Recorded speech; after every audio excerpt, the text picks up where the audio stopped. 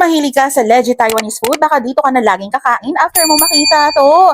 Guys, nakita namin tong Taiwanese restaurant sa Makati Ave, tabi lang ng Mercury Drug. Pag-upo pa lang, nag-serve muna sila ng warm tea. Habang hinihintay yung order, super relaxing agad ng vibe. Order ko, xiaolong bao, juicy, sakto yung sabaw sa loob. Stir-fried spinach, simple pero super sarap, hindi oily. Steamed lapu-lapu, fresh, malinis ang lasa. Very Taiwanese resto quality. Mango sago, perfect pang end, hindi nakakaumay. Ang ambience super chill, relaxing music, hindi maingay. Ang style, super kind and attentive. Ang price honestly, affordable for the quality. By the way, may loyalty card sila. Every visit, may stamp ka. Pag napuno mo yung stamps, may free selected dish ka. So kung babalik ka dito, may reward ka pa. Sulit talaga. If trip mo yung legit Taiwanese food na may relaxing dining experience, this place is worth trying.